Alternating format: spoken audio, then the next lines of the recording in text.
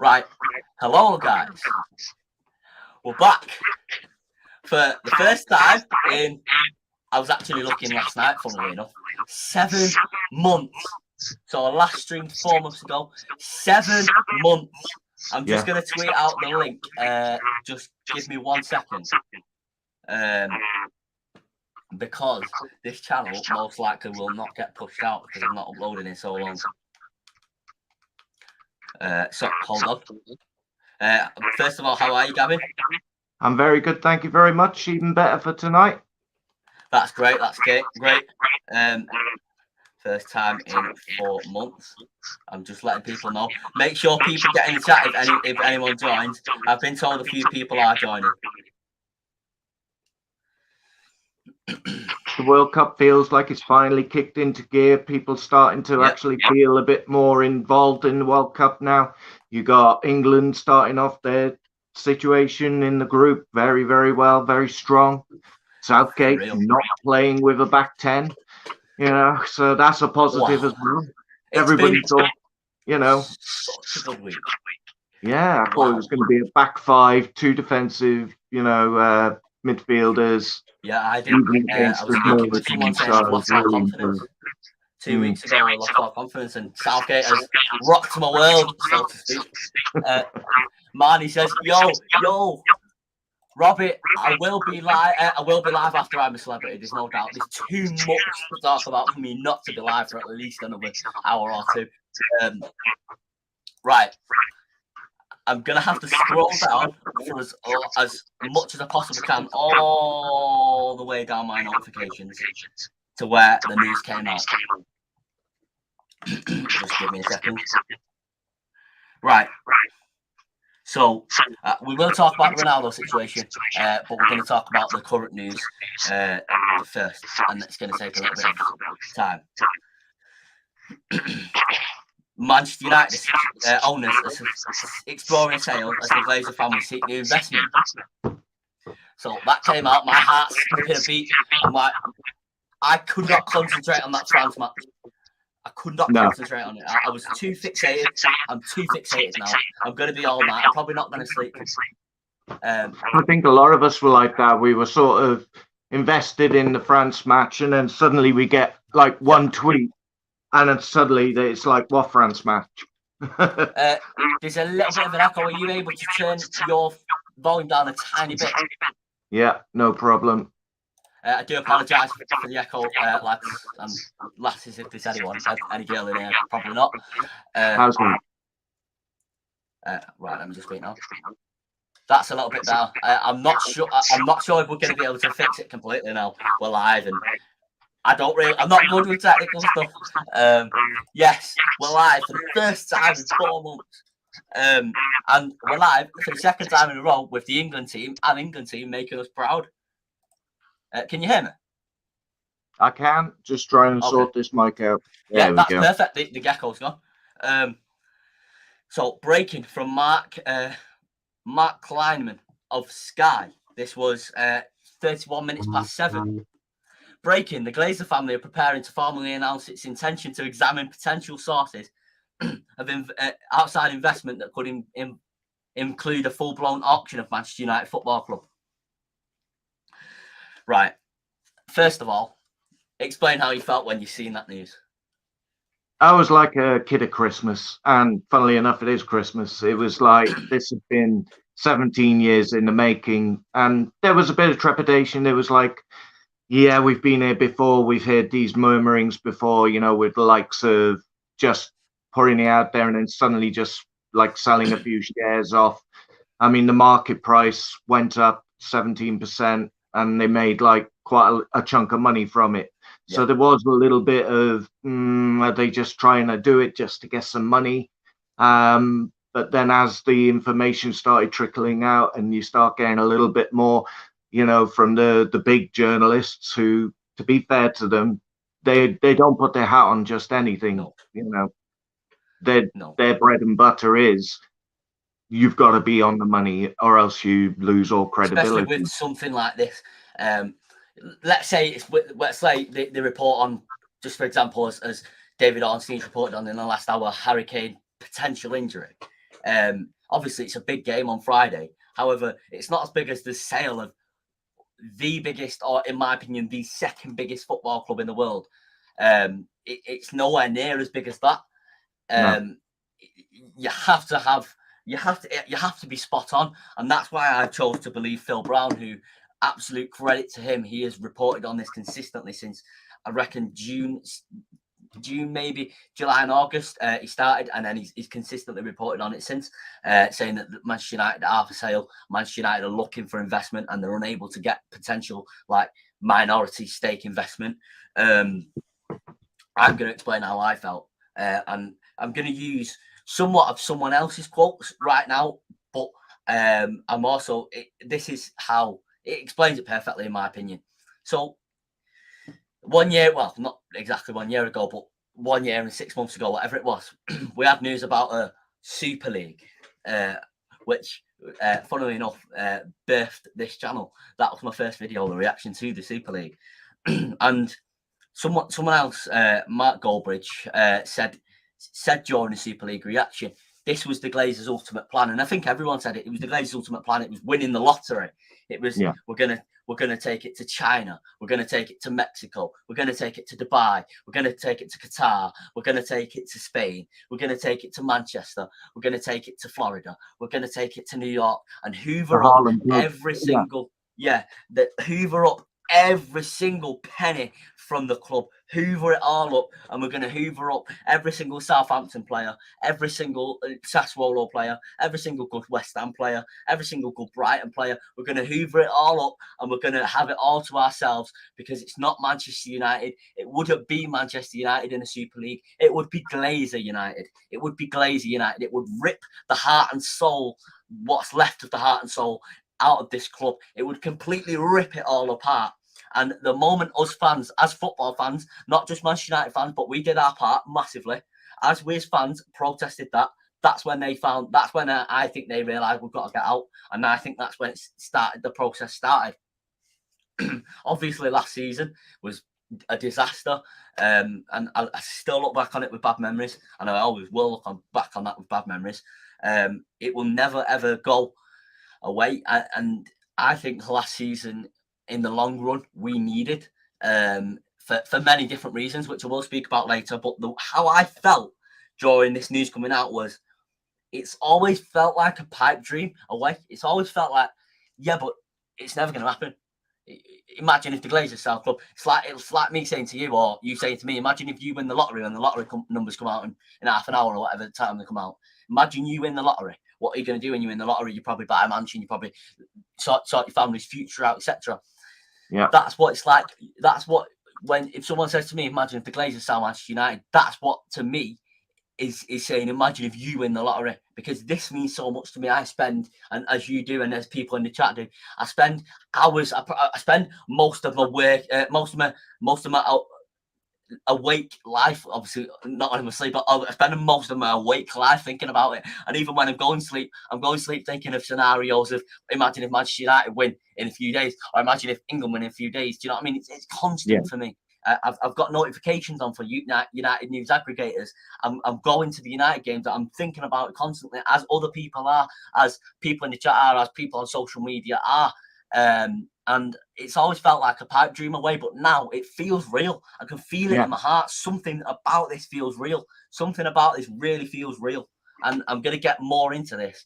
Sources said on Tuesday, this is from Sky, from Mark Kleiman of Sky. Sources said on Tuesday that investment bankers were being instructed by Manchester United's owners to advise on the process, which is likely to include a full or partial sale or strategic partnership with third parties. A statement confirming their intentions could come in imminently. And then we had from Chris Wheeler, Manchester United not commenting on reports that the Glazers are looking to bring in new investment that could include the selling the club. And then you're thinking they're not denying it. They're not denying it one bit. And we'll get into the chats in a few minutes, guys. So then it came from Sky News, and this is the moment when I thought, yes, this is real, because Sky Sports News reports sometimes a load of bullshit, to be honest with you.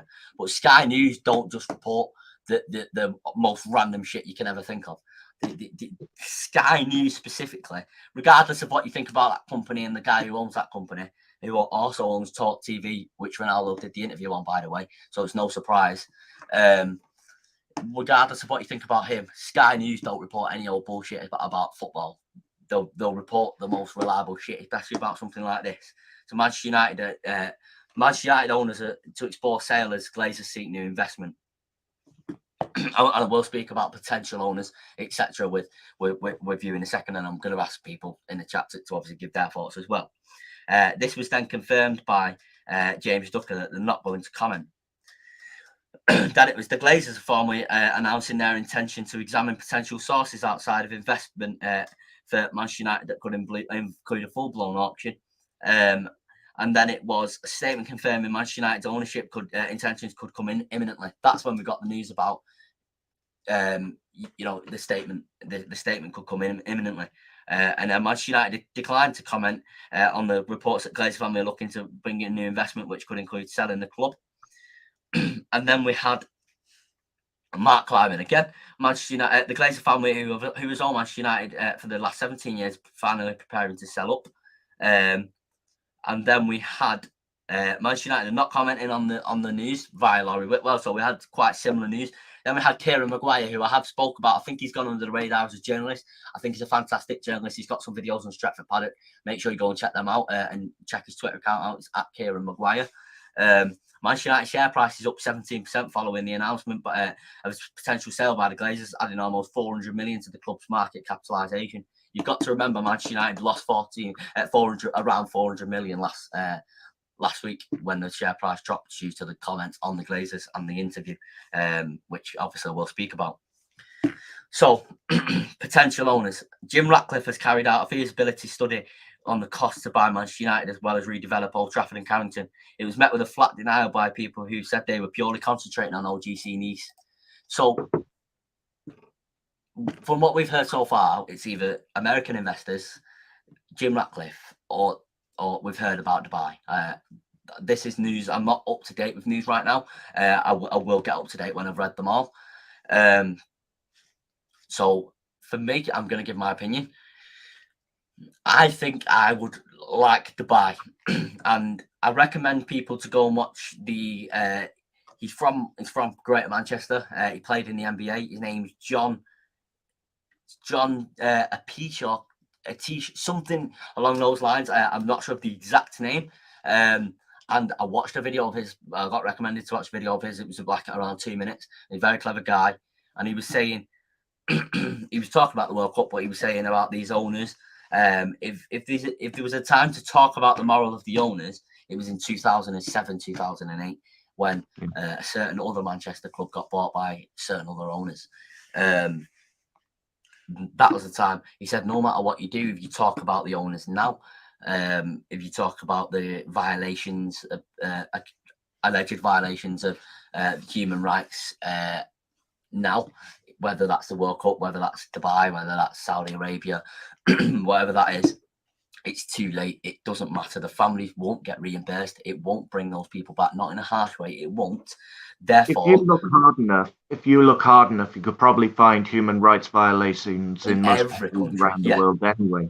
Yeah. And if we want to be sort of as competitive or as ambitious as the likes of Man City, Newcastle, possibly Liverpool, if they get bought, we need an owner that's going to invest heavily in the club. And although we could get somebody like Todd Boehly from America, we could also get somebody else like the Glazers. At the end of the day, the Glazers are the one that's selling the club.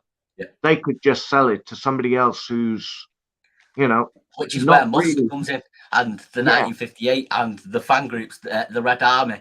I believe that fan communication is massive. We have to make sure this club gets in the right hands, in the hands that I was speaking to a family member about this before. This can't happen again. I know the way the Glazers bought this club will never happen again because it's literally illegal. But this cannot happen again, where we get owners that remove money, don't invest, don't care about communication with the fans. It cannot be allowed to happen again to the second biggest football club in the world. It can't. It just cannot be allowed. the Premier League have to do fit and proper tests for owners. The government should get involved with this, and the fan groups need to get involved in this. I'm just going to get into the chat. Shaq says, yes, Kian, I've been speaking to you a little bit today as well. Yes, Shaq, I hope you are well. I hope you're well as well, though, Shaq. What a fucking day. What a week. Not just what a day. What a week, mate. What a week. And congrats on your news as well. I won't reveal it to the chat, obviously, but congrats on your news personally. Like, genuinely congrats on what you were telling me. Unfortunately, this may take a long time. I'm willing to wait personally, but still, come on.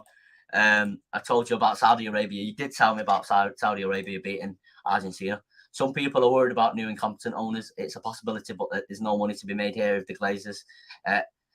No money. That's true. If there was, the Glazers will never sell. That's actually very true. That. Yeah. I'm worried as Carve said it's likely to be another US owner. My thing with this is this news is going to be a roller coaster. It hurt me a little bit. It made me a little bit like empty reading that news and nauseous about the potential US owner. But this news is going to be a roller coaster. It's not going to be straightforward. When is anything ever straightforward with this football club? I don't think in today's market that somebody could do what the Glazers did back in 2005 anyway.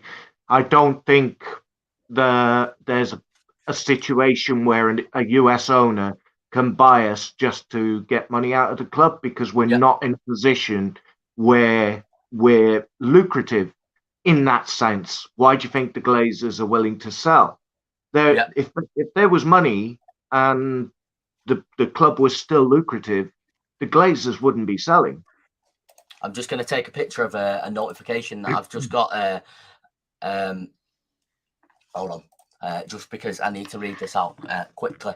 I will agree with Kenny. It's all right to get excited, but we got to temper expectations, because, like I said earlier, we've seen this before where they've said all the right things, and then it turns out that they've just sold a stake so that they could have investment to do the things. There is news about that. There's news about that in the last 4 minutes about the speed of the club. Alex Crook, I'm sure you know of Alex Crook from TalkSport. There are parties interested in buying Manchester United. The sale of Manchester United could happen quickly, if at all. That's from MUFC MPB. He was late to the party. He was. I know. I know. He's a funny lad, MPB, but he's all right. He's good. He gets a lot right. Yeah. Sorry, I've read that. And was worried. Ronaldo statue needed. The Ronaldo interview was not as binary and as simple for or against as made out to be. I wrote an essay on it, and I'm going to get that essay up. And I mean, I literally wrote an essay on it. I should be getting a master's degree for the essay that I wrote on this Ronaldo thing. Yeah, absolutely. I spent a lot of time writing it. I did make a few mistakes in spelling, but I really wanted to. I couldn't. My thoughts were all mixed in my head, jumbling around this Ronaldo interview last week, and I needed to get it down. I needed to get it all down because DM it to me, and I'll peer review it for you. It can't be DM'd in one screenshot. That's all right. Copy and paste it. You've sent me bloody threads before with loads of screenshots. Yeah, definitely. I'm quite prepared for that. 10 screenshots I've sent before, I still won't get excited until it's done. I agree with that, actually. Sorry, let me just check if there's any more news, because the Rain Group have been hired. The Rain Group who were involved in the sale of Chelsea have been hired, by the way. Good. Sky News, Manchester United are up for sale. That's a really big statement. It is. There's nothing to be. That's true. That's actually a very good point, mate. That's a really good point, because there's no money there. There's, like I was speaking to my uncle about this. There's no money to invest in January. There's no money there. Where's the money? If there was money, they would have done a new state. They would have invested in a new stadium, or invested in Carrington, or invested in this, invested in that. That's why they were going into the European Super League, because they knew that they didn't have the funds to invest in the infrastructure, the facilities. They couldn't keep pumping money into the transfer market. You saw what happened after the summer transfer window. They said, right, well, don't expect that again. Yeah. So, I mean, there was even talk of the Cayman Islands being involved. That Brentford loss, I'm going to say it on here just so I've got this on YouTube. I hated it at the time, and I nearly cried at that Brentford loss. But that Brentford loss was I think it was the most vital result of this season so far, because that was rock bottom. That you couldn't get lower than that. That was rock bottom. That was we had losses last season where we lost 5-0 to Liverpool, and that's rock bottom. But that Brentford loss, there was no hope. It was like, where do we go from here? We're just going to keep losing. That was rock bottom. We couldn't go anywhere else. So that made Erik ten Hag go in the ballroom and say, look, do you see what I'm having to? Do you see what I'm having to put up with? Do you see what I've got? Do you see what I'm having to work with here? I need players. I can't do this with paper mache bullshit. You know what I mean? I can't do it. If you want to be the best fucking football club in the world, buy the best fucking team in the world, and you'll be the best football club in the world. It's that simple. And we bought a 5-time Champions League winner in Casemiro. What a player.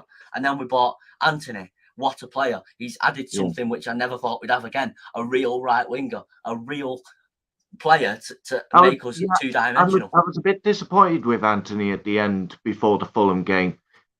I can understand. Injured, and then literally we had the Fulham game. Next thing you know, pictures of him training 12 hours later in training with Brazil. Yeah. I can understand why people are disappointed. I knew that was going to happen. Sort of, it was like, it is what it is. It's going to be temporary, and then thank God we got through those games. I got an interesting tweet here. You might know. Let's talk football. Yes, I do. Talk football. It basically says that the Glazers have hired Rain Group as financial advisors is significant. Rain oversaw the Chelsea sale and have plenty of groups on file who want to invest in or buy a big Premier League club like Manchester United. And these guys, they've been talking about this for quite some time. Anybody who follows him, Banks is the other one.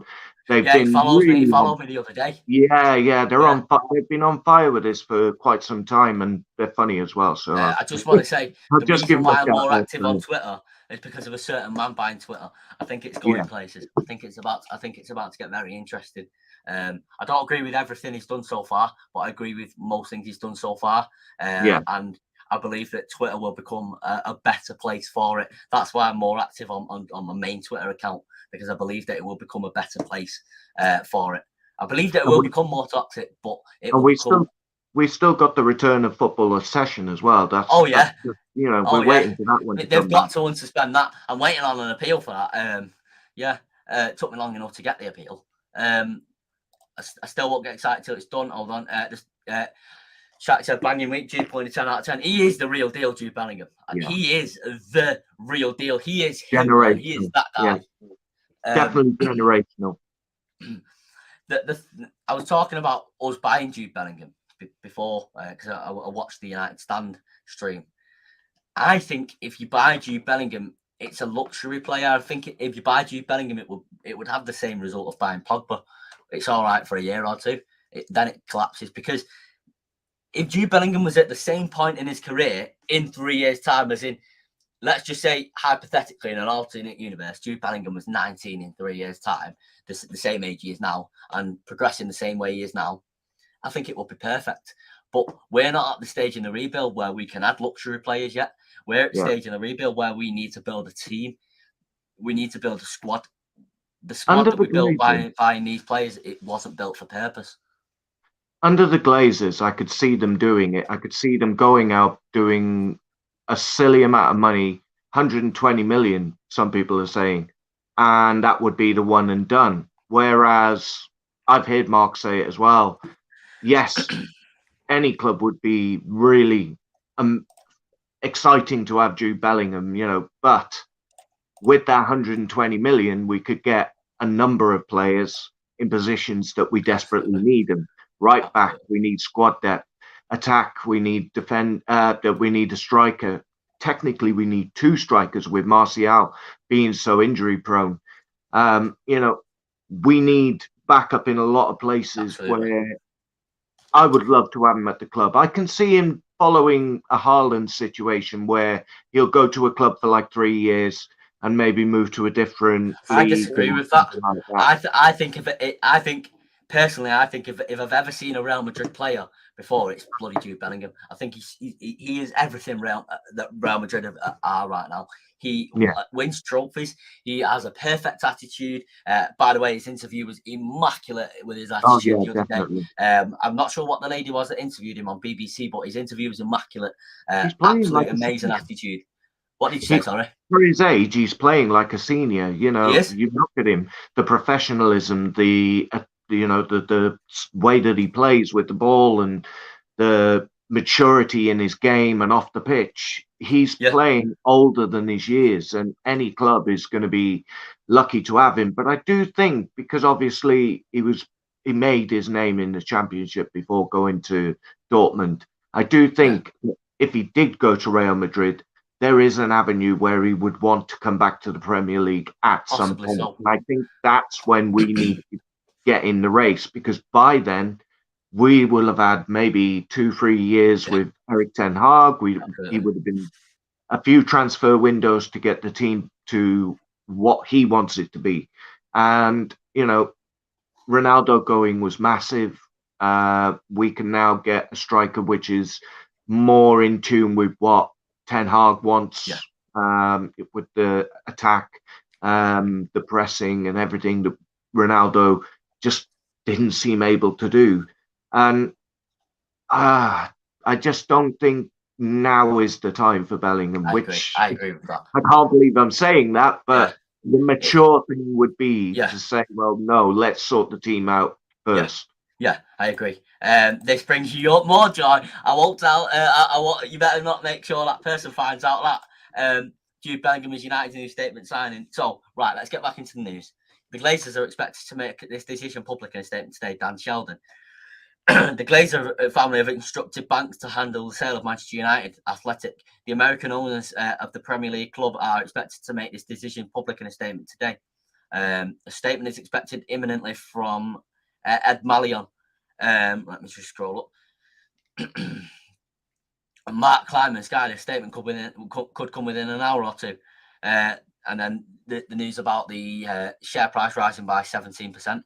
And then surprisingly, I think this is how you know this is credible.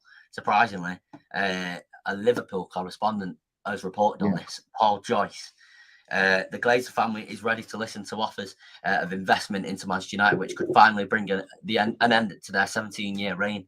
A partnership with a third party could also come under consideration. We can't. Who's going to want to invest in this mess? Let's be realistic. No. TeamViewer are trying to pull out. Adidas are trying to pull out. The club's on its arse financially. The club's on its arse. There's no money there.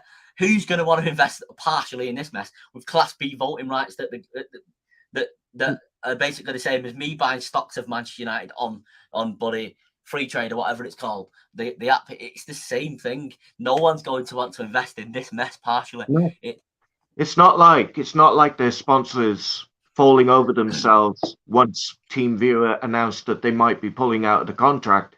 It's like we've gone from having names like Vodafone, Sharp, to suddenly going down and down and down. I mean, I didn't even know who TeamViewer were until we got it on our shit. It was like I'm just going to get credit in there. Credit to Jim Browning for exposing TeamViewer as the horrible company that they are, that are giving a platform to scammers across the world. They're giving a platform to scammers, and they are sponsoring Manchester United. It just tells you what sort of people the Glazer family are. Yeah, it's a marriage made in heaven, Glazers and scammers. Yeah. Right, let's get more into this. Investment bankers are ready to advise the Glazers over the process. Only 10 days after Fenway Sports Group, the owner of Liverpool, announced it was inviting an investment with all options open. By the way, the Fenway Sports Group and the Glazer family are close. It's widely documented that they are close, like personally close, like family, friends, etc. And I assume there would have been conversations about this.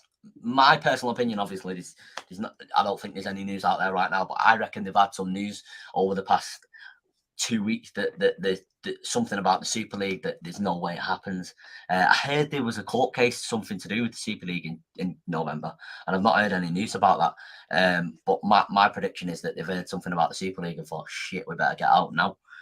Also, put the feelers. They did put the feelers out for people to invest, but because it wasn't worth investing, people were like, "Well, no, we don't want to part share. We don't want to be, we want if we're going to invest, we want to have a say." And the Glazers didn't want that. They still wanted to have the keys, but they wanted other people to put their money in to allow them to have the keys. And it was like, well, no, that's not going to work because that's not smart business. People can see what the Glazers have done over the years, and they're not going to go, well, here, have some money, without wanting to be a part of making decisions with the running of the club.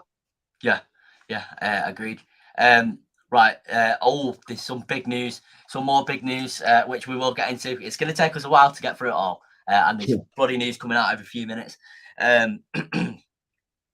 The possibility of the Glazers finally selling is very real. Alex Crook. Yep. The Glazer family are willing to sell Manchester United. Sources say the possibility of United changing hands is very real. So, breaking, Manchester United have confirmed that the Glazer family are considering selling the club. So I've got a screenshot of the statement. Bear in mind, it's a long statement, so just bear with me. Manchester United PLC, New York Stock Exchange, Man U, one of the most successful and historic sports clubs in the world, announces today that the company's board of directors, the board, is commencing a process to explore strategic alternatives for the club. The process is designed to enhance the club's future growth with the ultimate goal of positioning the club to capitalise on opportunities both on the pitch and commercially. Of course, they would say commercially, the bloody Glazers. As part of this process, the board will consider all strategic. I do struggle to pronounce that word, so I apologise. Strategic alternatives, including new investment into the club, a sale, or other transactions involving the company. This will include an assessment of several initiatives to strengthen the club, including stadium and infrastructure redevelopment. We knew that we needed that. Can I just say, by the way, I don't know, I assume people in this chat have been to Old Trafford, or some people have been to Old Trafford. And I know you've been to Old Trafford relatively recently, within the past years. There's absolutely everything down to the bloody seats. It's not fit for purpose. I can't move. Like I was saying to my uncle the last game I went to, I remember I used to be able to move because I was obviously younger and I was smaller, etc. Now I have to sort of go like that because I can't move. I can't move at all. I cannot move at all. I struggle with my prosthetic because obviously it's not so easy to bend your leg when you've got this bloody thing on, and and you've got people there and they're like right over you as well because no one else can move. Sorry, I went a bit off track again. An expansion of the club's commercial operations, of course, they would say that, on a global scale, each in the context of enhancing the long-term success of the club's men's, women's and academy teams, and bringing benefits to fans and other stakeholders. Executive co-chairman and directors Avram and Joe Glazer said, the strength of Manchester United rests on the passion and loyalty of our global community of 1.1 billion fans and followers. I'm just going to... If you need to take it, I've done it. I'm just gonna get into that. Joe Glazer and Avram Glazer. How do I possibly put this without being banned off YouTube? Who the bloody hell are you to talk about loyalty? Who are you to talk about that? You can take it. Who are you to talk about loyalty? Who are you to talk about loyalty to the club, loyalty to the fans? We have stuck by this club for 17 years of pain, 17 years of you ripping the heart and soul out of this club. You ripping money out of it every January, every summer. You ripping it all. You try to take the club's most, one of the most important and infrastructural parts of the club, and something that happened to the club in the Munich Air disaster. You tried to remove us from the competition that we were in at that point, from the European Cup, and take us into a Super League to line your own pockets. You're not in a place to talk about Loyalty. Know your place and know when to talk. You don't talk about loyalty. We are not loyal to you. You are not loyal to us. We're simply acquaintances, and we're not even that. None of us like you. We want you gone, and we've wanted you gone for the longest time. So please don't talk about loyalty. Shut up. And I'm glad I did. I'm glad I managed to say all of that without saying anything to get myself bloody banned off YouTube, because my head is hot with that quote. And this is me live reading the quote, live reading it. And my head is hot with that quote, man. My heart's beating. My head's hot with it, bloody hell. As we seek to continue building on the club's history of success, the board has authorised a thorough evaluation of strategic alternatives. Let me just ban that bot. What the hell? I don't know why they're coming in a football obsession channel stream. We need some mods. Yes, we do. I'm gonna make. I'll make. Oh no, I can't do it. I can't do it via StreamYard, so I can't do it. Sorry, I came off track again. That's ADHD for you. That. We will evaluate all options to ensure that we best serve our fans, and that Manchester United maximises the significant growth opportunities available to the club and in the future. Throughout this process, we will remain fully focused on serving the best interests of our fans, shareholders, and various stakeholders. The Rain Group is acting as the company's exclusive financial advisor, and Latham and Watkins LLP is legal counsel to the company. Rothschild and Co. I bet most people didn't know they own shares in Manchester United. If we get sold, getting rid of them, what bloody hell? That's sorry, go on. According to this, offers of 4.5 billion plus will be seriously considered. So a lot less than I thought it might be, because obviously, yeah, same. Yes, I've just seen that actually. Yeah, up towards 6. But yeah, I thought it would have been 7 actually. I predicted 7 before. There can be no assurance that the review being undertaken will result in any transaction involving the company. Manchester United does not intend to make further announcements regarding the review, and until the board has approved a specific transaction or other course of action regarding a formal announcement. First of all, the last time they released a statement, the Glazers released a statement, not Manchester United released a statement, the Glazers.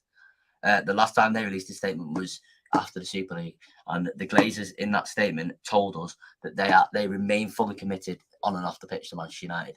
FSG actually said that about Liverpool.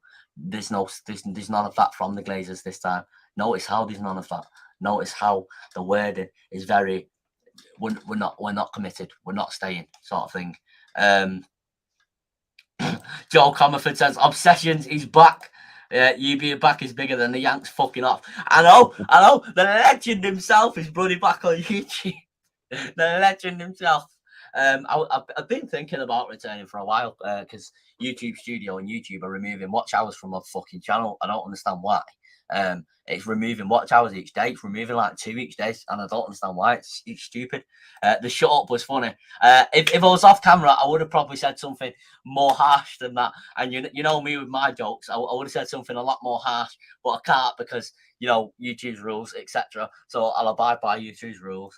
Right. Can I just ask you what you think about that statement? Well, it's like I say, it's massive. I mean, I'm still sort of trying to process everything. It's like I'm refreshing Twitter every 5 minutes just to see if there's any more statements coming out. Mo's in the house. Yes, I've just seen that. Good evening. I'll say, as Unai Emery's back in the Premier League, I will never forgive him for May the 26th, 2021. But good evening. I hope you're well, Mo. And I hope everything's going well with the journalism. Obviously, the journey that you're on, I hope everything's going well with that. Obviously, I've spoken to a few times in the past few months. I hope everything's going well. He's been on fire. He really has. It's been fantastic to watch. That's great. That's great to hear.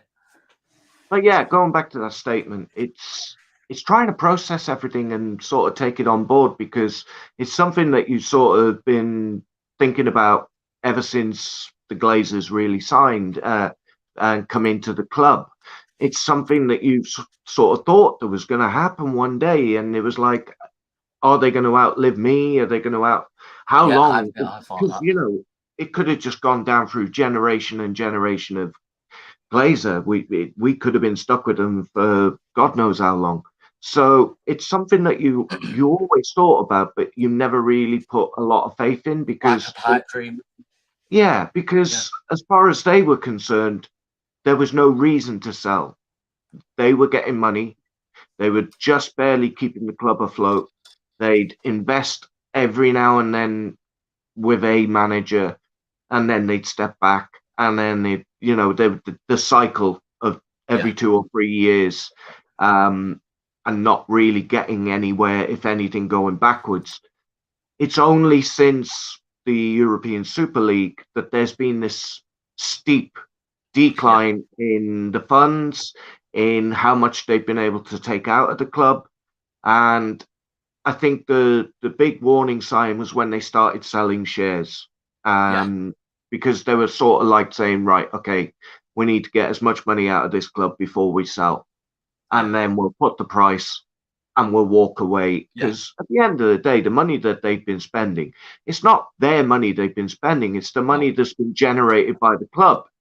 You think about how much we are the biggest club in the world. You think about how much the club generates from sponsors, from fans, from sales, all these different things. The Glazers haven't really had to invest much of their own money. So whatever they sell the club for, it's going to be profit. So I think they bled us for as much as they could.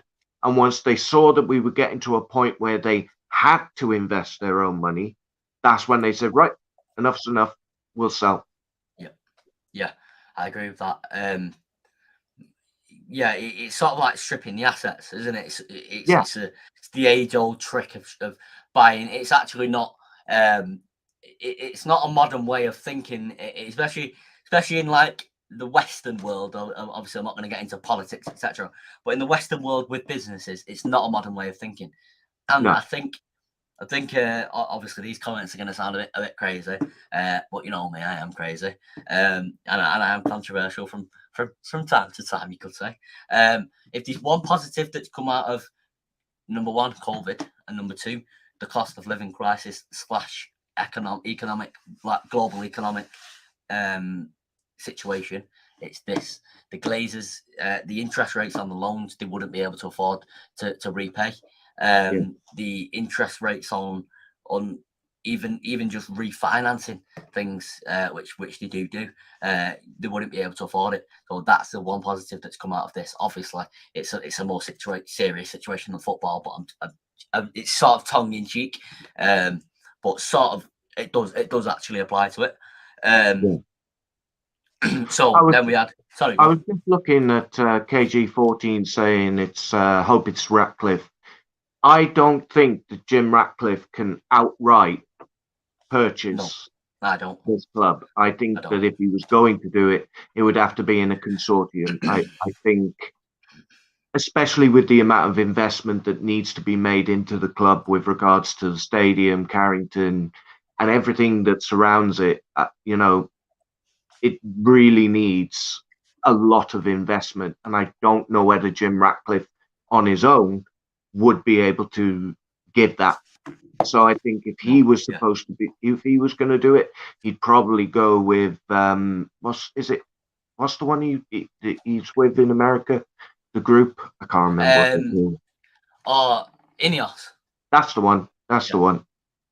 But as yeah, far as I was aware, in the last week, I think it was, they said that they weren't interested yeah. in the purchase. So I think looking at what's been coming out on Twitter tonight, it is probably going to be leaning towards America or a Middle Eastern. I think fan groups have got to be involved. Fan groups, Chelsea Definitely. fan groups were involved in their sale. I think, They've made the yeah, statement. they have to be involved. They Oh, yeah, have to be. definitely. It can't get this club cannot be in the wrong hands again. It can't be allowed to happen. It really can't. But I think there needs to be a number of fan groups involved. I don't think Yeah, must should have the only ultimate. Yeah, involvement when it comes to the club and the fan group. I Because like what Aston Villa did actually. I don't know if you've seen when they yeah, changed their badge. Apologies for that. When they changed their badge, they held a vote, but it was on the website. All you needed was to create an account with Aston Villa. So if I go on ManchesterUnited.com, create an account now, that's all you needed to vote. I think things like that should be in place for Manchester United because we have worldwide fans. We don't just have season ticket holders, and I get season ticket holders, including myself, would probably want a say on big decisions. But I think worldwide fans should be counted as well. And my opinion's changed a lot on things like that in the past, I would say, year, because of the turmoil that we've been through as a club, and the amount of more people I've interacted with since joining YouTube and since joining Twitter and things like that are from all across the world, rather than just interacting with people that are from Manchester. We are a worldwide club. We are a worldwide club. I mean, you think of all the countries around the world where we're probably the biggest fan group in that particular country, and along with Liverpool, especially in our neck of the woods. Hi, Kine, by the way. Sorry, I didn't get back to you. Busy week. I will get into the comments. Breaking. Manchester United confirmed that the Glazer family are considering selling the club. And then let me just scroll up. Apologies. The Glazer family have instructed banks. That's from the Athletic. And if the expectation is if Manchester United are sold, it will be to US investors, which is what we were just talking about. I think fan groups have got to be involved. This is Alex Crook. The Glazer family would probably want more than $6 billion to sell. And then it was. Let me just scroll up on this transfer news in between here as well. And bloody Vincent Kompany talking about Ronaldo. I don't know why we still got news here about that. Right, the Glazers have hired the Rain Group. The Rain Group as financial advisors during the process of selling Manchester United. Rain oversaw the Chelsea sale and have plenty of groups on file who want to invest in or buy a big Premier League club like Manchester United. That's from Mark Ogden of the ESPN. And then Justin from Alex Crook. There are parties interested in buying Manchester United. The sale could happen quickly. And then Chris Wheeler from the Daily Mail. Is it Daily Mail? Let me just make sure. Daily Mail. The Glazers will listen to offers in excess of $5 billion, but may demand as much as $9 billion to sell Manchester United. And then you've got more news from Ben Jacobs. The Glazers would prefer a full sale of Manchester United. Offers of $4.5 billion will be taken seriously. Hold on, let me just refresh to see if there's any more. There's not any more news. Let me just get into the comments before I ask your opinion. Hello, Robert. Hope you enjoyed I'm a Celebrity. Get me out of here. I hope you enjoyed that. I watched it for the first 3 nights and then I gave up because for some reason I can't have that sort of commitment unless it's to EastEnders, Coronation Street, Emmerdale, and football. For some reason, I stopped watching it as soon as Matt Hancock went in. I just thought, no, not for me. I'm going to call out the British public here. Just came from Football Obsession calling out the British public. Why am I seeing people saying they like him? Why? Like, why can't you see through it? Like, why? Do you not see what he's doing? Like, he's a politician. He's literally trying to make people like him. He's not likable. He was part of a government that literally told us they had a ring protected around care homes and removed the ring from care homes.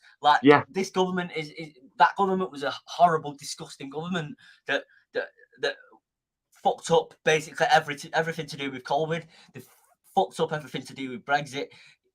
Do not like this guy. If you like him, reverse your decision because he's not a nice man. Just believe me. He's not look at all the things he's done. That's all I'm going to say. After all these years, finally, it feels kind of surreal. I said I can feel it in my heart. I've always said it's been a pipe dream. Like it's never going to happen. It's like me saying to you, KG, if you won the lottery tomorrow, or if you won the Euro Millions tomorrow, what would you do? And that's like saying to Manchester United fans, if the Glazers sell tomorrow, what would you do? And to be honest, it feels real now. I really hope I hope it's Ratcliffe or someone like him, not Saudi or American. I'm going to disagree here. I want to get this in. I am going to disagree because these people are already in football. the Qatar. I don't know if people have seen the news. Actually, I don't know whether it's true. They're looking at selling a stake in PSG, Qatar for some reason. Qatar in football, Saudi Arabia are in football, Abu Dhabi are in football. They're all in football now. They're all in 2008. That was the moment that morals in football completely went. That was the moment where the owner, it was fucked. And we're competing. Let's remember, we're competing with Manchester City. We're competing with PSG, or trying to be in the Champions League. We're competing with Newcastle. And once Newcastle get into the Champions League, it's over for everyone. By the way, it's call it a day there. Let's just end football now. But we are competing with these people, and this is a real thing. So would we not want to give ourselves the best chance of competing with these clubs? Also, Manchester City is so corrupt because they're literally, as we speak, they've got a partnership with a company that doesn't even exist, that's created by their bloody owners. It doesn't exist, and it goes against their owners. Yeah, they've done it before many times, and it's been proven. They're under investigation for it. 8xBet is a company that doesn't really exist. It's got a website, etc., but it doesn't actually exist. It's not a registered company. We wouldn't need fake sponsorships. Newcastle had a fake sponsorship the other day that they got put was it 300 million got pumped in or something.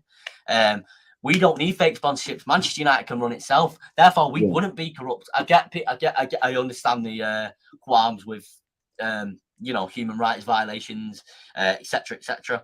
However, the time to talk about that was 2007, when Manchester City were getting bought, and 2008 when Manchester City were getting bought by the owners that they've got now. These are already in football. I understand if you disagree. I'm not trying to convince you.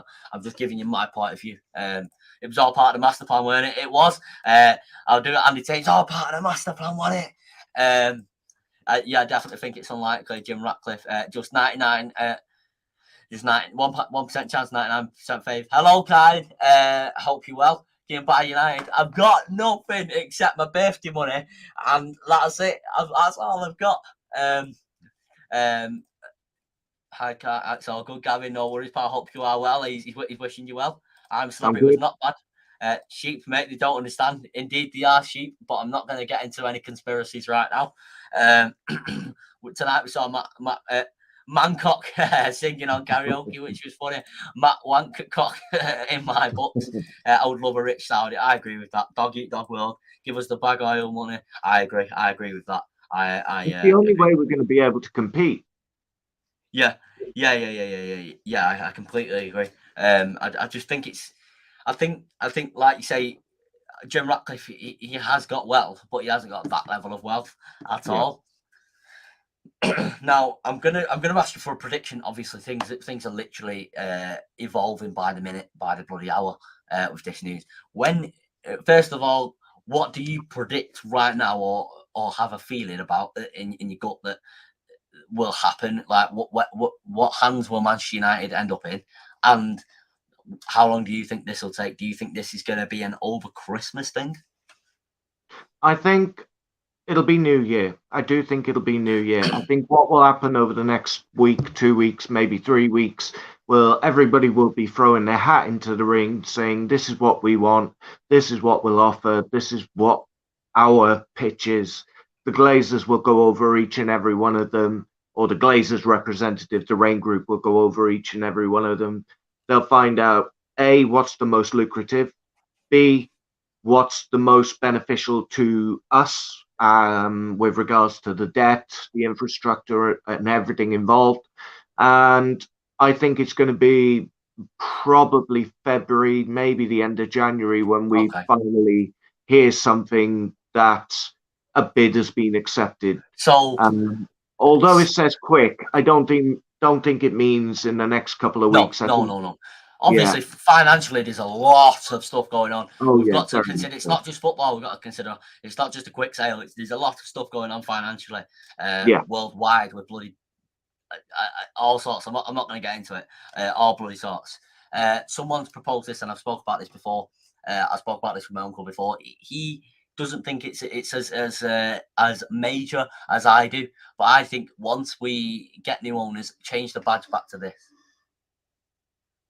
Manchester United Football Club. Sorry, I'll zoom in on that again. Manchester United Football Club, because we are a football club. We are not a business. We are a football club. This club should be treated like a football club, not like a business, not like your bloody ATM cash machine. It's treated like a football club. It should be treated like a football club. I'm getting a bit emotional. Like I actually am getting emotional, and you know me, bloody quite emotionless. Well, this is it. It's been built up for such a long time. And, you know, I'm not saying that Ronaldo's interview was the catalyst, but we've been Glazers out for such a long time. And he all but said Glazers out. He basically said everything that we've been saying for years, with regards to the fact that the club is basically a business. It's not focused on what's going on the pitch. It's more focused on what's going on with the sponsors, with the bank balance, with dividends and things like that. And, you know, I'm not saying that his interview sparked this particular situation. I think that was already in effect beforehand.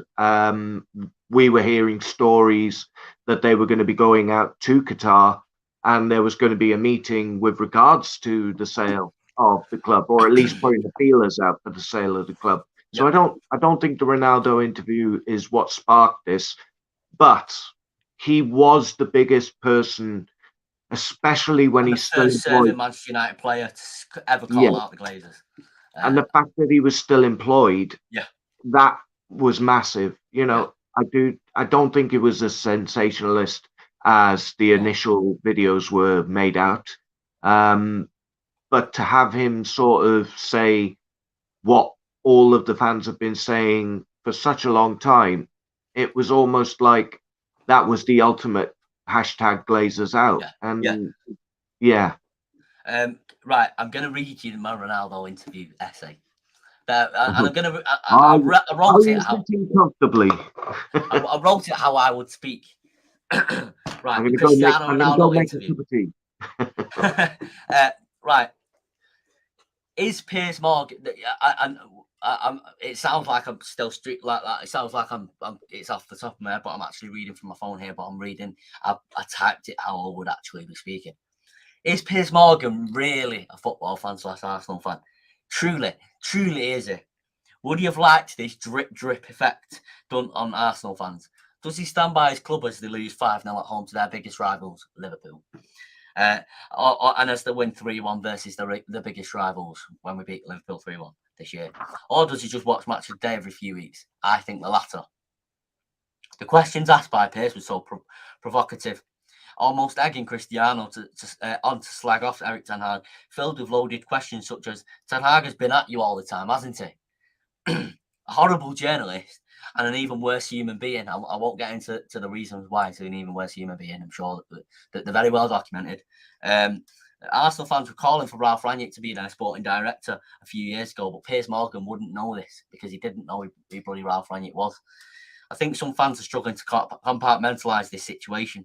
He's completely in the wrong for doing the interview and has undermined the manager at least twice now. There's definitely no way back. He deserves criticism. However, he's allowed a voice if he feels wronged, and is completely entitled to share his point of view, which he mentioned in the summer about how many lies were written about him. Ultimately, he's ended his career as a Manchester United player. He's spoken bad about the manager. It was heartbreaking that it's ended like this, and it's been an emotional roller coaster of a week. I can actually understand why he's pissed off, but he didn't deserve to play. It was a power play during Spurs, but it needed to happen. He'll never lose the love from us as fans. He loves us too, but he should go now and he'll be remembered for the trophies and memories. If you take the Erik Ten Hag part out, he wouldn't get the move. You have to consider that he's done this to burn all bridges to make his position at the club untenable. We do have to back Erik Ten Hag all the way. However, I feel that any manager would have faced this ego at this point in Cristiano's career. Disregarding the manager comments, some of what he said was spot on, and this is where I come to what I've told you. I've been listening to the United Stand again and what Mark Goldberg said, and I'm applying it to basically everything. The traffic light system, it's not all bad, just like a traffic light system, as is life. Not everything is green, perfect. Not everything is red, awful. Some is amber, which is in between. This was inevitable, though. All bad roads lead back to the Glazers. If we had been competing, we can't due to them. This wouldn't have happened. Also, if we let it go in the summer, this wouldn't have happened. It didn't need to end like this and could have been avoided. Also, we saw the share price drop thus far 5.41%. It was $14 per share, and it's now $12.59 per share. We've also seen Petrus Advisors, who owns just under 3% of TeamViewer, is pressuring the company to end their sponsorship deals with Manchester United and Formula One team Mercedes. This hits the Glazers where it hurts, which for me means he leaves a bigger legend than he actually came, which he already came as a legend. The interview is clearly to get out of Manchester United, and for him, ultimately, that's how he got to where he is. I do like how he called out the lack of progress and threw some players under the bus. He's spot on, and nothing did change in 10 to 13 years. That's damning. The quote is below. The younger players live in a different world. It's not necessarily their fault. They don't have the hunger. They have things more easily. They don't care, and it's not them. And it's not just Manchester United. It's all teams. The mentality of the young players today is not the same. They have it easier. They don't care. It's technology. It's life. They don't listen. It's a shame. They could learn, but they don't. I learned from people like Roy Keane, Rio Ferdinand, Ruud van Nistelrooy, Paul Scholes, and that's why I've got longevity, because I learned from them on how you should train and how you should conduct yourself. I'm the first into training and I'm the last to leave. Patrice Evra also said he was.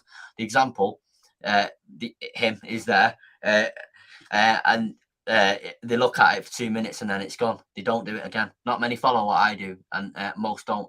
That is an issue. That is throwing the players in our dressing room under the bus, and I think he's right. However, in its cold, blunt nature, that's basically saying he's better and more hardworking in that dressing room. They can't be asked in that dressing room. They've got the wrong mentality. They don't have a winning mentality, and they never will. That's he's saying most of them don't follow his example, and it's in one ear out the other. Also, Lisandro Martinez is the only player. Cristiano Ronaldo praised who he hasn't played with previously at national level is telling. What a mentality and personality. No surprise he's praised Casemiro, a Serie A winner, and Diogo Dalot, his national teammate. His views on the owners must also be considered and are deeply concerning whether you like him or not. There's no binary answer to this interview. I think the Ten Hag, Rooney and Neville comments were disrespectful. I do believe the Ten Hag comments were wrong, too far, and because of that, Ronaldo does have to go. How Piers Morgan has used Cristiano Ronaldo for clickbait and popularity and to trend is disgusting. Piers Morgan tweeted at 5:30 p.m. on Tuesday, a week ago today. Update, there will be new stunning revelations from a Cristiano Ronaldo interview at 10 p.m. Tweet before this at 5:30 p.m. is 48 hours since I announced it, and it's still 24 hours before the interview airs, and me and Cristiano are trending number 1 and 3 in the UK. Cristiano Ronaldo then went on to speak about how he lost his child and how he's struggling with it. Real life issues being used for clickbait and popularity. Cristiano could have chosen to do it with any other journalist, but chosen to do it with Piers Morgan. Not only a terrible journalist, but an even worse human being. I wish that the interview didn't happen in the first place. What hurt more was the drip, drip, drip effect each night, all week. In a week where we should be celebrating Garnacho scoring the late winner and getting excited for the World Cup, we've had this all week. It's draining and stressful. The comments about Manchester United, executives not believing his child was unwell and in hospital are disgusting, and I hope those who doubted are ashamed of themselves. I love how he spoke about the heartbreaking situation in losing his child. I thought it was very brave. He spoke about how he comforted Cristiano Jr. and they cried together. This adds to the human side. He seems like a normal family man and an amazing father who creates family moments, which is key in life. However, hopefully in time, Cristiano and his family can grieve. As I'm 19, I'm 20 years old now. I turned 20. I was 19 when I wrote this. So as I'm 19, I've grown up idolising Ronaldo. He'll always be a legend of this club to me. I love the fact that he's called out the Glazers, someone so big with so much reach doing so. He's also the first ever serving Manchester United player to call out the Glazers, called out the infrastructure, and nothing changed too. On Wednesday, we saw the share price of Manchester United drop due to his comments. This, to me, boosts his legendary status. He's leaving as big a legend than he already was. He's targeted the club, the Glazers, the players, the executive. The only thing he hasn't targeted is us, as the fans. That's because he loves us, as per his comments in the interview. there were two comments from Batman I feel relevant right now, which Goldbridge also pointed out. He's a hero, but not the one we need right now. And you either die a hero or live yet long enough to see yourself become the villain. We could see massive change after the Cristiano Ronaldo comments. The Glazers out movement is kept fresh by the most famous man alive and a legend of this club. We may look back at this and realise it was what we needed. I'm going to screenshot that. It can't just be a coincidence that in the last 10 years, Angel Di Maria, Zlatan Ibrahimovic, Jose Mourinho, Paul Pogba, and Cristiano Ronaldo have made similar comments about the club and its infrastructure. Yet we vilify some of them. Maybe it's time to start listening and taking action. He'll always be a GOAT and a legend of the club, but ultimately it's time to go. He'll be remembered for the trophies and the memories he gave us. Deep down, even our fans who don't want him anymore know that he'll always be a legend of this club and a god of football. We're just angry with him. I love him and wish him the best, though. I believe he should do similar interviews. I love the comments. I am nearly finished, by the way. I do apologise how long it is. I love the comments about the respect he has for Lionel Messi. In my opinion, this was/is the greatest era in football history, which is very prominent with the World Cup right now. Kylian Mbappe and Erling Haaland will never be them. They'll always be second best. They'll never replace them, and I hope they know that. His ego is how he's gotten to where he is. He's a narcissistic man, probably the biggest narcissist in the world. You don't get to be the best footballer in history without being that, though. I'm dreaming that one day Cristiano Ronaldo would join a consortium to buy this club, and I'd love it if he did. He's also leaving a bigger legend than he came due to the share price drop and being the first serving Man United player to call out the Glazers. What has been a heartbreaking, draining and horrible week for us as Manchester United fans. I have to remember we won't feel the same way in 10 months or even 10 years. Cristiano will be remembered for the trophies and memories he gave us, as well as calling out the Glazers and causing the share price to drop. He's leaving as an even bigger legend than he came for being the first ever serving Manchester United player with such a reach to call out the Glazers and infrastructure. It ended badly with Roy Keane, David Beckham and others. It's similar. They're still acknowledged as legends. Cristiano Ronaldo has called out the Glazers. His legendary status is safe. Cristiano Ronaldo remains a massive legend of Manchester United and a goal of football. I wish Ronaldo and wish Erik ten Hag all the best. I'm fully behind Erik ten Hag as manager. I'm backing him all the way. I'm also respecting Ronaldo and wishing him all the best. Right, there's a lot to take in there. Just give me your thoughts on everything possible. Well, I mean, I can echo a lot of what you said because I'm pretty sure that the majority of the fan base would agree. You've only got to look at the night that Ronaldo talked about his the death of his son and the illness with his daughter. That same night, before the interview, Piers is tweeting, "We're trending top 3 and number 1 on Twitter." And Yep. you sort of then understand why Piers is doing it. He's doing it because he's going to get reach, it's going to get attention, it's going to get everybody watching him and his show. Ronaldo, I think he was doing it mostly to get out of the club. I think he knew what he was doing. He was basically throwing a hand grenade into Manchester United and saying, right, I'm going to make it so there's no going back. And then that way I will get my move out of the club and I can move on. He is a narcissist. Of course he's a narcissist. You don't become that good and that successful for all those years and still be, I mean, he is still one of the best players. He might be having a bit of a crisis this season, but it's only, 6 months ago that everybody had voted him player of the season, and he'd scored 18 goals in our worst ever Premier League side. So to say that he's not still one of the best players in the world, I think is very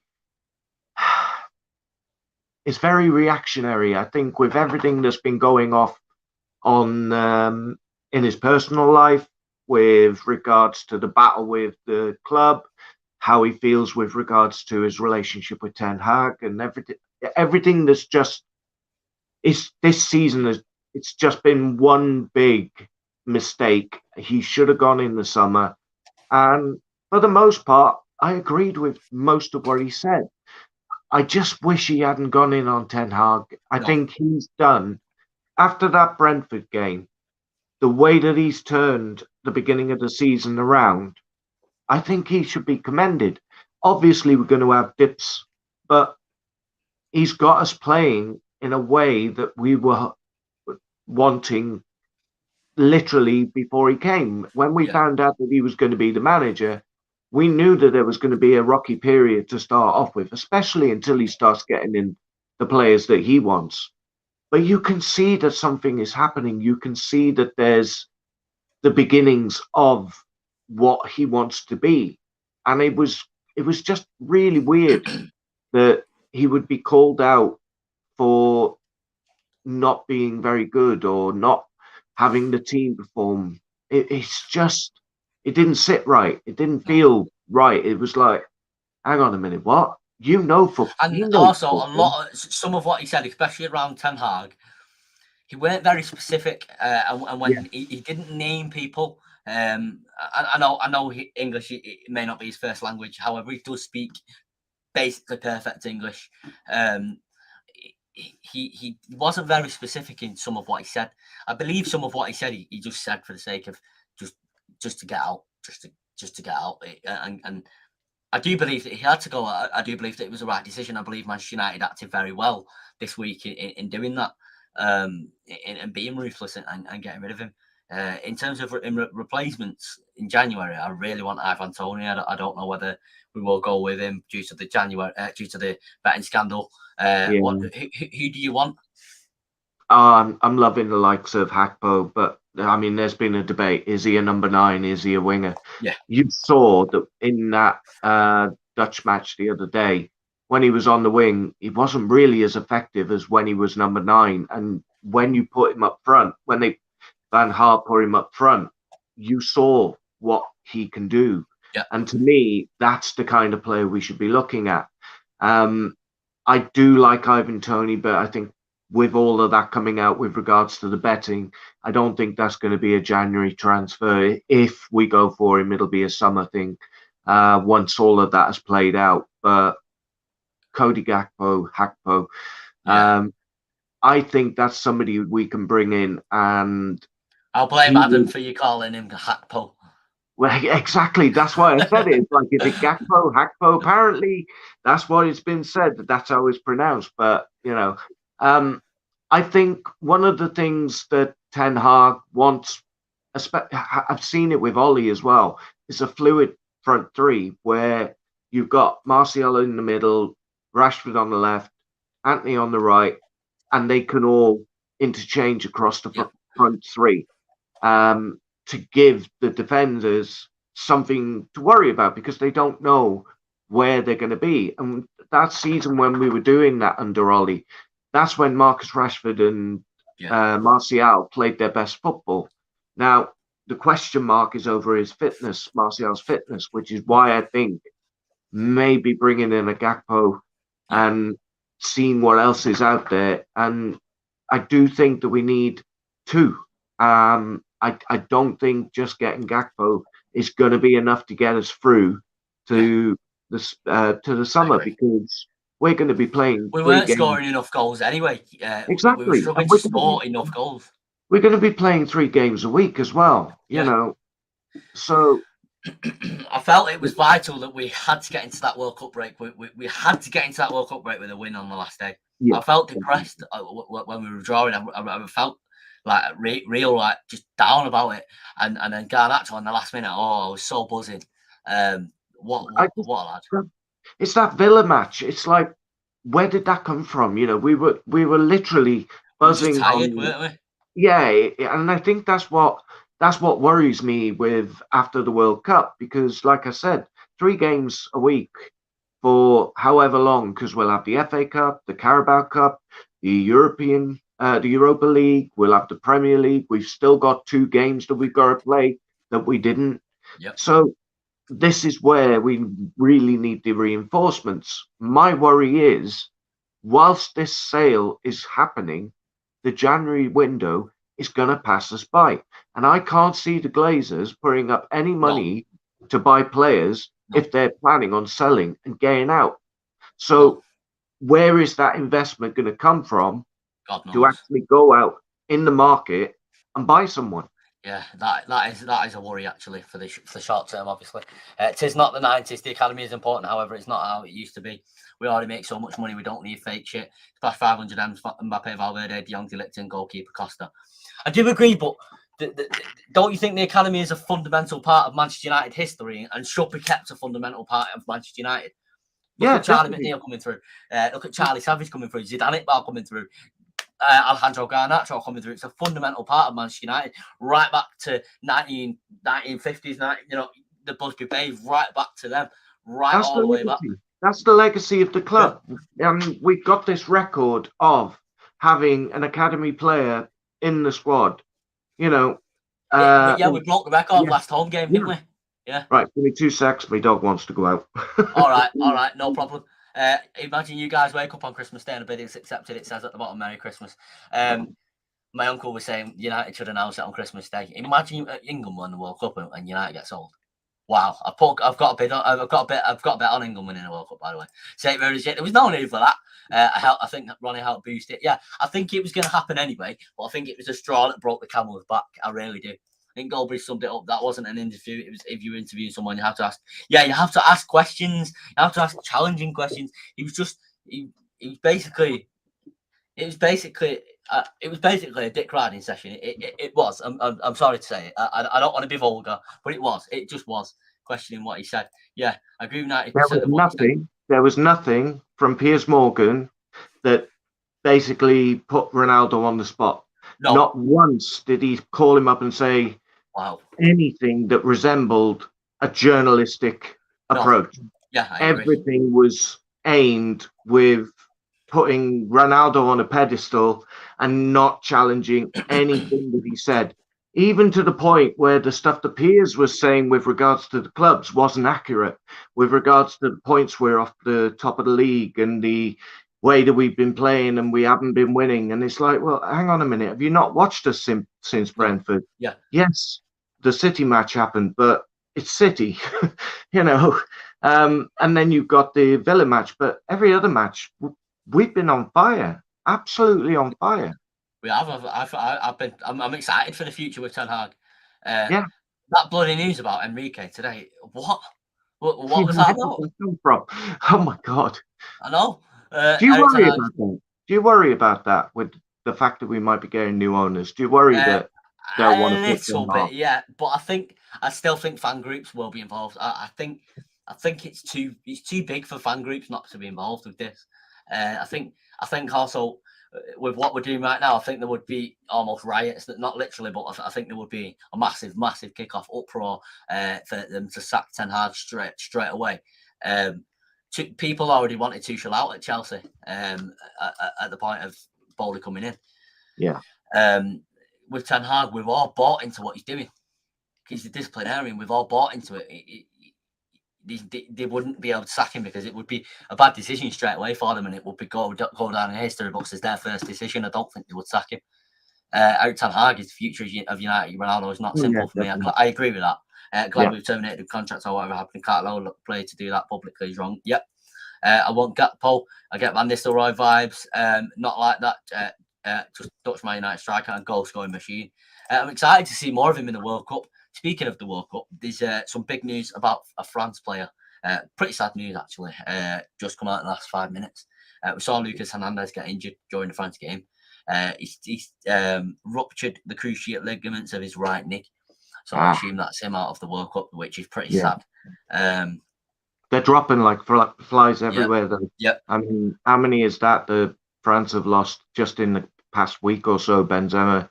I was really sad about Benzema. It sort of hurt me a bit. I'm obviously supporting him. I guarantee he would have balled at the World Cup. Yeah.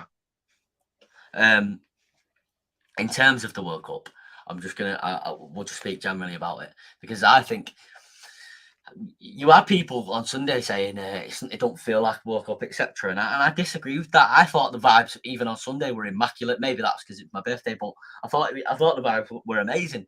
I loved that Qatar Ecuador game. It was good. It was really good. And then we had England Iran, and we've just had amazing games from there. Do you think, are you enjoying this World Cup? It's a slow burn. I was struggling to get into it to start off with. I think time of year, all the things that people have been talking about. It hasn't felt like the No. beginning of the World Cup. Yeah. I don't think we've had the build-up that we usually have because of the Premier League season finishing so late. Yeah. And, we've sort of just gone from Premier League one week to World Cup the next week. So it's having that switch in your head to go, this isn't the Premier League. It's not easy to go from one to the other. But I think a lot of the matches that we've seen so far, apart from the 0-0, oh my God, a lot of the matches we've seen have been quite entertaining. Yeah. So I think tonight, France, they saved the day today. I wanted Australia to win that, to be honest. I did too. Yeah. But it's almost like they scored the goal and just sat back and tried to defend for the rest of the match, which you're always going to be inviting pressure. You could have got out that France team. You could have got more. I think they looked like they were on the ropes. I agree. That defense, it's not as great as people sort of think. They're missing the likes of Varane. So I think with a little bit more attacking input, I think they might have got something more out of it. But I can sort of understand why they would protect what they've got, but it was too much of the match left to be able to sort of survive, if that makes sense. Yeah. And then obviously Saudi Arabia with Argentina. Wow. Wow, what a game! My mum was peeling potatoes in the kitchen, and I was screaming about it. I couldn't believe it. I was like, like that. I couldn't believe it. And my mum came in the living room shouting at me. So yeah. Well, after the penalty went in, I actually tweeted, "That's the game done. Saudis are not going to be scoring." Oh yeah, you think it's going to end 7-0 when the penalty goes in, don't you? Think it's going to score loads. But they spent most of their time offside. I couldn't believe it. What was it was so I thought that game was so perfect, so perfectly. I thought it was the tactics were executed to perfection. The tactics were catch them offside every single time, no matter what. We won't have much XG. They didn't have much XG. Their defensive line was brilliant. I was watching every single offline, and they were literally in a line across the pitch. It was brilliantly done, and they worked so hard for it as well. They worked really hard, and they deserved that win. And you wouldn't write them off to go through at this point, would you? You wouldn't. I know. Poland are going to struggle against them. Poland didn't. I know, obviously they've got Lewandowski, but they didn't look like they were a threat today. Poland specifically. No. Obviously Lewandowski could just score a goal from nothing, but they didn't look like they were a threat today. Yeah, but that penalty miss. Everybody would have put money on him scoring that. Yeah. But that's what draws people into the World Cup. It's moments. It's things like that sort of draw you into. It's football in its purest form, isn't it? Yeah. And like you can go back on streams right back to January where I'm talking about the World Cup. I've been going on about this all year long in real life, on YouTube, on Twitter, everywhere. I've been going on about this. No matter what, I've been going on about World Cup, and I'm convinced England are winning it. So Brazil are probably best favourites, and then would you say it's us and then France? Yeah, I think after watching that first match and the tactics that Southgate used, I do think that sort of moves us up when it comes to where we are as favourites kind of thing, because I don't think we were as favourite as we were before that match. A lot of the fans were sort of like, well, he's pragmatic, he's defensive, he's got all this attacking talent and he doesn't know how to use it. The majority of the fan base, except you, were pretty negative and defeated before we'd even kicked the ball. And understandably so. Our form hasn't exactly been great over recent months. But you've been a constant, no, it's coming home. No, it's coming home. All the way. You can thank like two people for convincing me it's coming home. So, I think it's starting to drag people in. You're seeing it in fan parks. Yes, there are human rights situations. There's a whole political side to it. it is possible to separate football from politics, and it is possible to not be a not be a supporter of what's going on, but also Definitely. support the football, because Yeah. at the end of the day, the players are Yeah, innocent in they're this. going to play football anyway, whether we Exactly. support that or not. Yeah, Maybe it shouldn't be there, but also we've got it's there's already bloody there. doubts about America. In 4 years, America, Yeah, we know what they're like. It's one of the I'm not going to say one of the worst countries in the world, but it's certainly a country with a lot of violence in it, oh and a yeah, lot of gun violence each day in it. Day to day, there's gun violence in it.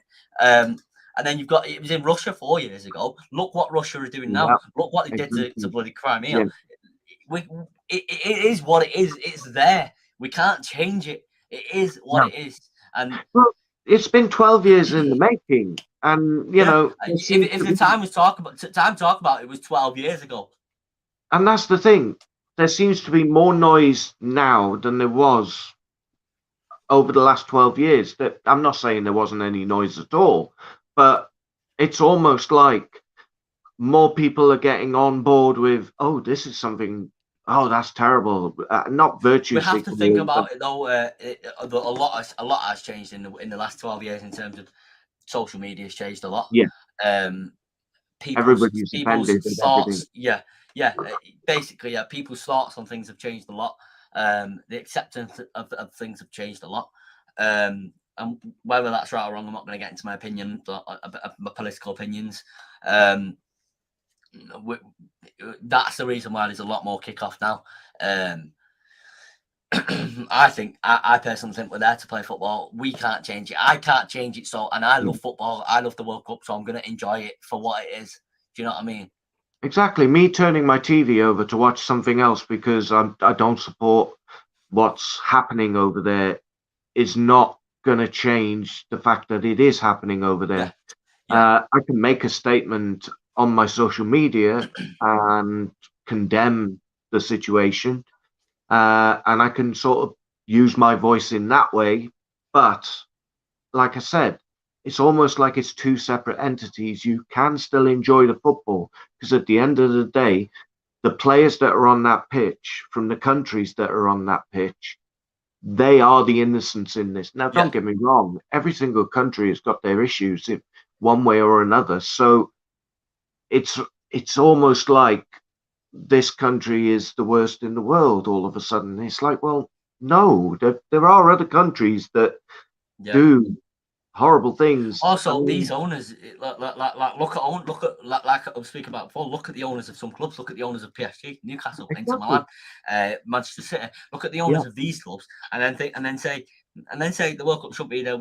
If we look at them, and then it never ends because we're looking at the World Cup host, and then we're looking at owners, and then we're looking at players from certain countries, and then we're looking at, It'll just and end then up it just stopping. never ends. It goes on forever. They'll end up just saying, well, there's no point because where are we going to go? And, even as far as the Iranian players not singing their national anthem because of everything that's going on there, there's right now across the world, wherever you look, there is something going on that a voice is needed for. But that doesn't mean that the world doesn't keep turning. You can have your voice, you can stand up for wherever it is that's going on, but you still can live your life as well. I mean, we do what we can, but in turn, we aren't the people that can change things.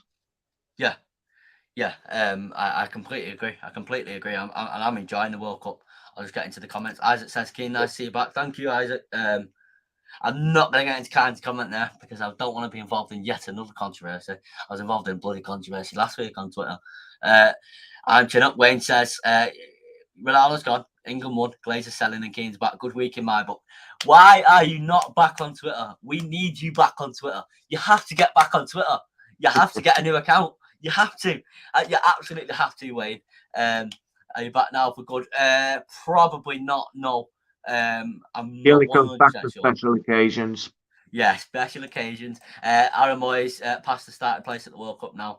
Oh, I'll never forgive him for scoring against us in 2019. Messi getting grouped. Lost about 40, 50 pound on bets. I've only put 20 pound on bets, me. I put 10 on England to win it all. I put a few quid on Neymar, top scorer, and I put a few quid on random games. I'm not going to bet all my money away or anything. England aren't winning. We are winning the World Cup. And then Khan and Robbie are arguing about whether Scotland are in a World Cup or not. Ultimately, it's been a fantastic week. We're in for more fantastic weeks. And what has been a tiring day for me, because I don't normally get up at 8 a.m. I was up and watch football for 12 hours per day. I've loved it, but I nearly fell asleep during the Poland game, and I've woke up now. I'm awake completely with this whole news.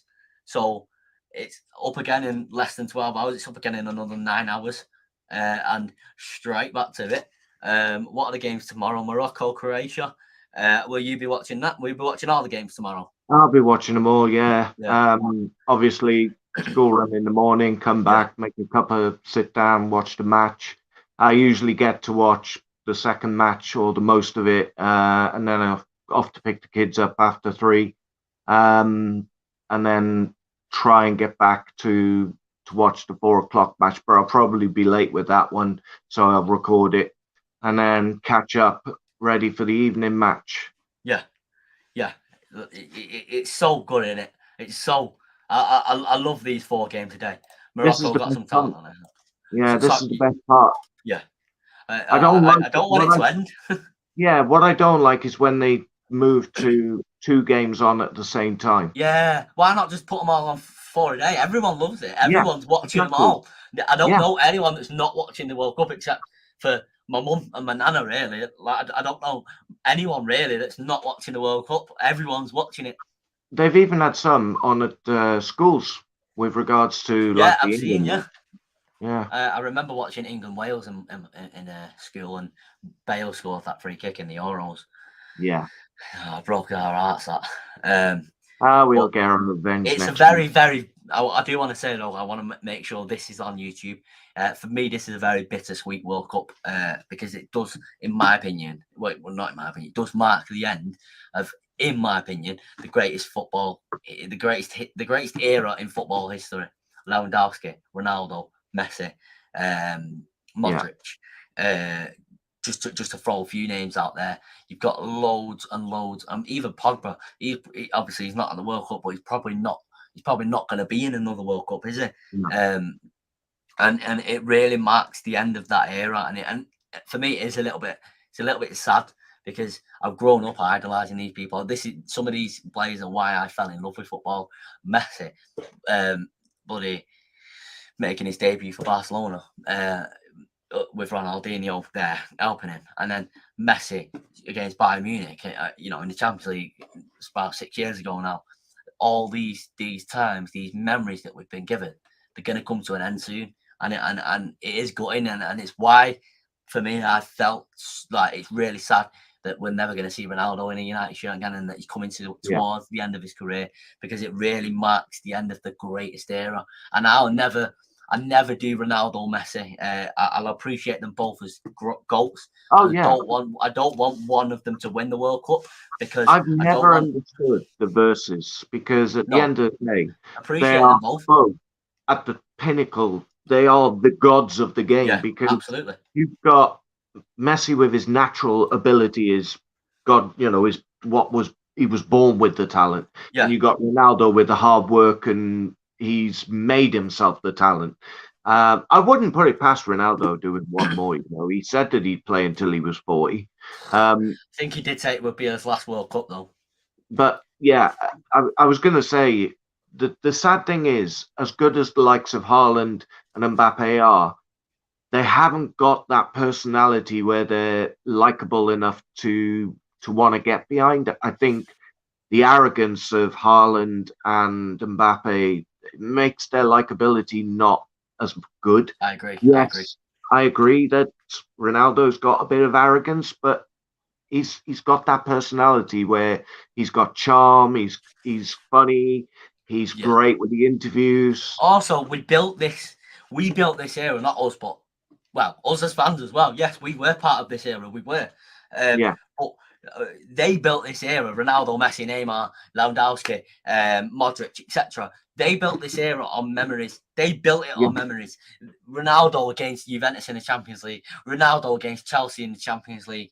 Ronaldo winning all those Champions Leagues. Messi winning all those Ballon d'Ors. Ronaldo winning all those Ballon d'Ors. Modric winning the Ballon d'Or. They built this on memories. Haaland and Mbappe, right now, it's potential memories. Obviously, Mbappe's got the World Cup, but it's potential memories. It's all fantasy memories right now, because you can never top what they've done, in my opinion. No one will ever get close to them, and close to the memories that they've created. Not just close to their legacy, close to the memories that they've created for me, for you, for Robbie, for TA in the chat, for Kine, for everyone else, every football fan in the world. The memories that they've created, that's what it's about. And I always reminisce. I'm always reminiscing about it. I'm never going to stop reminiscing about that era.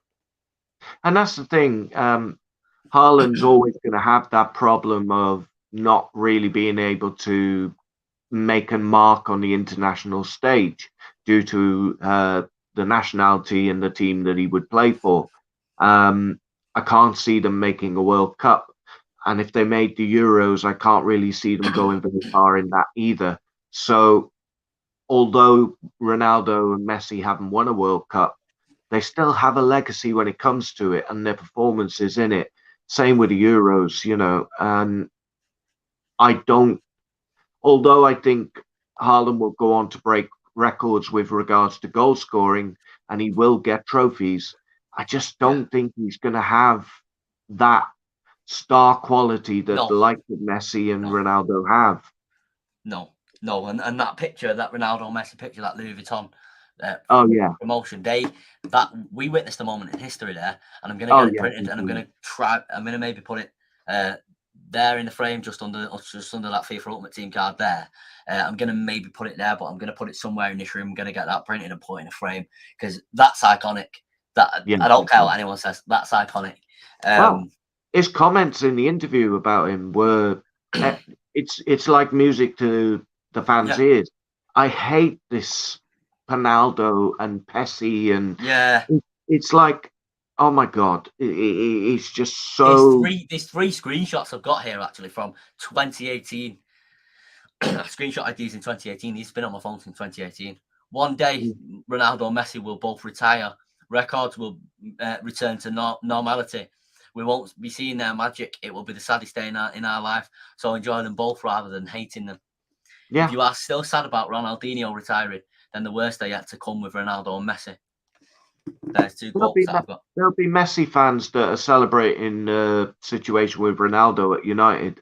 There'll be Ronaldo fans that are celebrating the situation with Saudi Arabia. Now, there can be banter. It's not like I'm saying you can't banter them. But there are literally diehard fans of one or the other that player. Hate each other. Oh yeah, very much so. And it's very. You just appreciate them both as a football fan. Exactly. And that is something that I'm sort of happy about as well with regards to Ronaldo going. It's the fan base that he'll take with him. They are very toxic.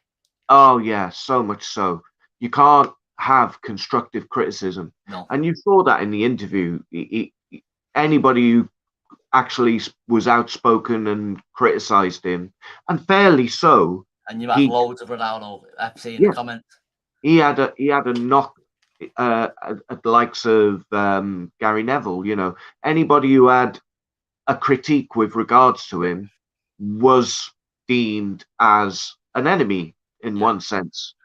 And these fans that are on Twitter are very much in the same vein. It's almost like they share that personality trait with him, where anybody that questions his ability, his performances, whatever, you get literally it's just constant.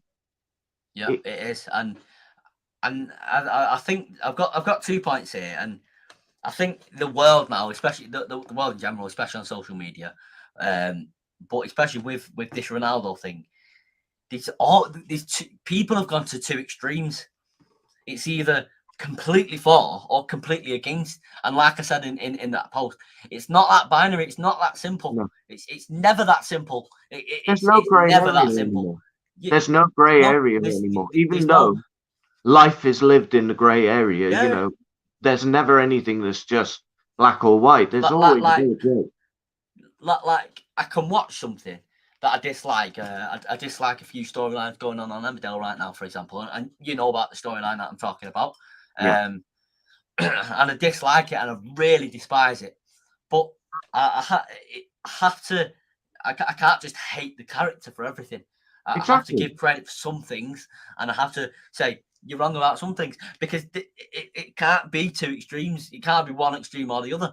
Also, I've never understood supporting a player over a football over the club. Yeah, that's a new thing. I don't get that either. But in footballing terms, my best example would be, obviously we don't like Liverpool. We don't like the players. And when Mane was still a player with them, the AFCON, when he basically won the AFCON with his team and dragged them to victory, I was really buzzing. I was like, get him, fair play to him. Don't get me wrong, second he went back to Liverpool, couldn't stand him again. But you don't have to just be one thing because of one situation. You can have nuance. You can have a bit of the middle ground. You don't have to be left or right. You know, I think that's where a lot of the toxicity comes, because people plant their flag on one side or another, and everything else in the middle is just a battleground, and you've either got to be one way or another. And Ronaldo and Messi really are a good analogy for that. It's so dividing. I completely and utterly agree. I can't sum it up any better, because it is completely divided. It's the same with political opinions, isn't it? It's completely left or right wing, for example. No in between, no central.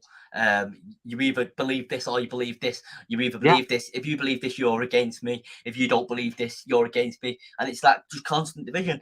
And actually, going back to the Glazers being up for sale, that was part of the Glazers' plan. I reckon in the last 5 years or so, but even all the way back to 2005, a divided fan base was part of their plan. A divided fan base was part of their plan, because when we're united, we can do everything together. We can do anything. We stopped a bloody Super League happening with billionaire bank JP Morgan backing it. Also, when the Glazers do sell Manchester United, I don't know whether anyone else is, I'm going to say a big fuck you to BBC, to ITV, to football journalism in general, I'm going to say a big fuck you to Sky, to the Premier League, to the UK government, to the FA, because first of all, there were warning signs that these authorities chose to ignore and could have got involved with media-wise. They could have got involved with it and stopped it, whether that's government, FA. They could have stopped it in 2005. There were warning signs that they would strip Manchester United of its assets and rip the heart and soul out of it, and that's why people were protesting in 2005. And since then, they've looked away. They've looked the other way. Just looking away while the Glazers carry on ripping the heart and soul out of it. Just looking away while they carry on. Only for me, 33 million. Oh, let's just look away. They were silencing everything that we were doing as well. Yeah. I mean, they televised the Liverpool protest, but after that, very little was shown of the protest. And whenever you hear the Glazer out chant, that particular section was muted, and another one was, the microphones were lowered. Absolutely, yeah. And, a lot of whether that was BT, whether it was BBC, any of the channels that were showing our fans protesting, it was just, it was like they were part of the problem. Yeah, I agree. And this could have been prevented years ago. It could have been stopped. They could have been removed years ago, whether that's due to us fans, whether that's due to authorities, journalism not covering it properly. It could have been stopped years ago. I completely and utterly agree with you. I remember Goldbridge saying that back in the day, back in the 90s, there would have been an investigative journalist that would have had a field day doing a Yeah. proper, full-on investigation into the owners, the board, the running of the club. The journalists these days, they seem to be so worried that they're not going to get their scoop and that the club would sever ties with them, or the players would sever ties with them, or whatever, that they wouldn't get their sort of their clips and their views and their things like that, that nobody is going to make that move to sort of shine a light on what has actually been going on with the club for such a long time. Yep, I completely agree. And you're right. Sorry, let me just get into the chat. Where is it? Here we go. Not if, mate. When we win it, you're dead right, TA. Hopefully, you can get to Qatar. I don't mind you filming it if you want me to upload it. I don't know if you're allowed to film there, to be honest, but I don't mind you filming it if you want me to upload it, or if you want credit or etc. I don't mind any of that. But obviously, you know my Twitter, you know where to message me. Although Lewandowski said that he doesn't think it's his final World Cup. It's the final at their absolute best, though, isn't it? It is. The GOAT era won't end yet. Akola will be at the next World Cup. He's special. He's the best goalkeeper in the world every 4 years, isn't he? He is the best goalkeeper in the world right now. He is. He simply is, Akola. Football would be feel so empty without Ronaldo and Messi. I completely agree. They're what made me fall in love with football, obviously. I didn't really have a choice. At 2 years old, I was sort of not watching cartoons and watching football. That's what I've been told. I can't really remember. I went to my first game at 2 years old against Ipswich. And yeah, and that's when I fell in love. And I was listening to a rant the other day, and you bring in the doggy on stream. Yeah, that's when I sort of fell in love. And I know a YouTuber that said it about another club, but I went to my first game in 2004 and I fell in love. And you can't stop. You just can't do it. You can't. No matter how much they rip. It's like it's a toxic relationship. No matter how much they rip the heart and soul out of you and drain you, you can't walk away. I've been tempted to walk away. I could never walk away. Though. I bloody love this club. I will get off now though, and I will let you get off. I want to say a massive thank you for coming on. No problem. It's been good. It's such short notice. Rolling back the months. Yeah, definitely, yeah. Fantastic. And if we get sold, I won't come on probably the same day because I think I'm going to get drunk, or I'm going to go to Old Trafford and get drunk. And then the next day I'll be going to the mega store and buying loads of shit. I absolutely. Tell you what, when we've got new owners, we'll do a drunk stream together. Yeah, we'll do a drunk stream together. There's a promise, guys. When we will organise it, we'll do a drunk stream together. Thank you, everyone who's tuned in, for tuning in. I really appreciate it, especially when the channel has been dead for 4 months, no activity for 4 months. So I really appreciate that. It is coming home. If it comes home, you will get a stream, actually. You will get a drunk stream if it comes home. You bloody will. And it's coming home. It'll be coming home in around 22 days or however long the final is. It'll be coming home. It's coming home. Thank God the Glazers are going to sell. Come on, United. Come on, England. I'll see you guys later. Take care.